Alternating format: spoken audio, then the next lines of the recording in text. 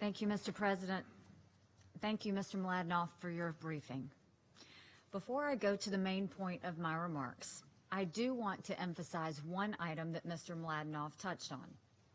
In the last 3 months, the terrorist flaming swastika kites that have crossed over from Gaza into Israel have damaged or destroyed 7,500 acres of land. Now, Israel is a small country.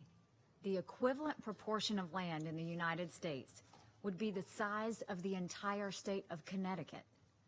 In France, the equivalent would be 10 times the entire land area of the city of Paris. This is no small thing.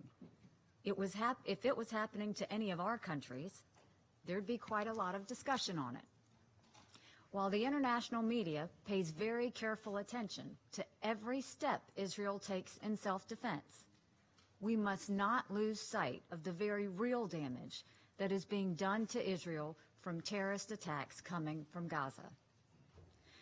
Now, the main purpose of my remarks today is to shed light on another important and frequently overlooked item when it comes to the Palestinian community.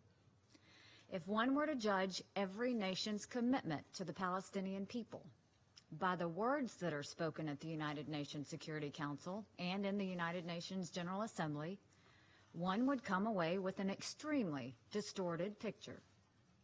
Here at the UN, thousands of miles away from Palestinians who do have real needs, there is no end to the speeches on their behalf. Country after country claims solidarity with the Palestinian people. If those words were useful in the schools, the hospitals, and the streets of their communities, the Palestinian people would not be facing the desperate conditions we are discussing here today. Talk is cheap. No group of countries is more generous with their words than the Palestinians' Arab neighbors and other OIC member states. But all of the words spoken here in New York do not feed, clothe, or educate a single Palestinian child. All they do is get the international community riled up. Let's take UNRWA, for example. Last year, Iran's contribution to UNRWA was 0. Algeria's contribution to UNRWA was 0. Tunisia's contribution to UNRWA was 0. Other countries did provide some funding. Pakistan gave $20,000, Egypt gave $20,000, Oman gave $668,000. Now, it's only the Arab and Islamic countries that warrant highlighting. Now, it's not only the Arab and Islamic countries that warrant highlighting. Other countries talk a big game about the Palestinian cause. In 2017, China provided $350,000 to UNRWA. Russia provided $2 million to UNRWA. Moving up the list, Turkey gave $6.7 million. Kuwait gave $9 million. United Arab Emirates gave $12.8 million. Again, if you judge a nation's commitment to the Palestinian people by the words heard in this chamber, you might come to the conclusion that the United States has been less generous simply because we stand proudly with our ally, Israel, here at the UN. But once again, this conclusion would be entirely false. Last year, while Algeria was providing nothing to UNRWA and Turkey was providing $6.7 million, the United States gave $364 million. That's 10 times the combined amounts from every country I just named. And that's on top of what the American people give annually to the Palestinians in bilateral assistance. That is another $300 million just last year, and it averages to more than $250 million every year since 1993.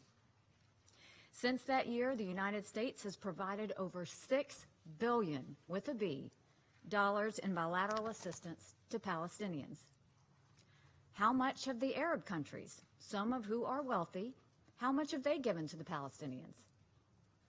does not come anywhere close to what the United States has done. Words at the United Nations or actions on the streets and in the schools of Palestinian communities? Which matters more? Judging by the vitriol that is directed toward the United States from the Palestinian representatives, including the one here today, and from some of their allies, one might fairly conclude that our support is unappreciated or unwelcomed. Americans are very generous people. We are humanitarian-oriented people, and we continue to seek out ways to help the Palestinian people, whose plight is of genuine concern to us. But we're not fools. If we extend a hand in friendship and generosity, we do not expect our hand to be bitten.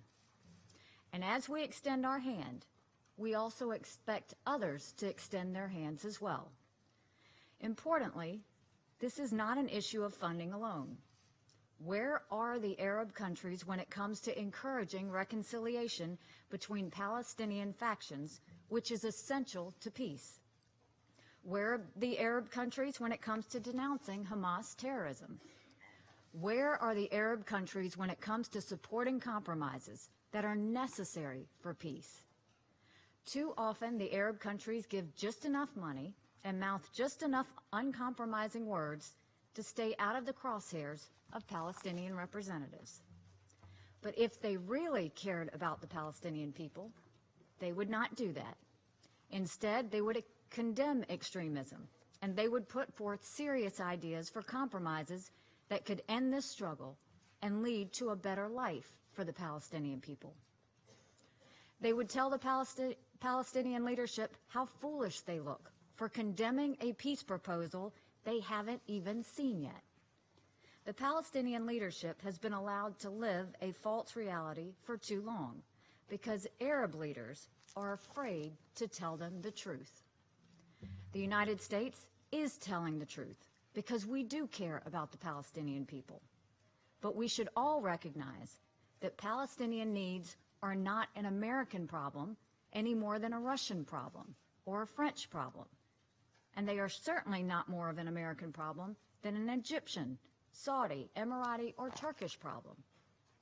So the next time we have a meeting like this in the Security Council or the General Assembly, and we hear speech after speech about the plight of the Palestinian people, I would ask those who are making the speeches to examine what your country is doing to help, other than speech making. It is time for the regional states in particular to step up and really help the Palestinian people, instead of just making speeches thousands of miles away. Thank you.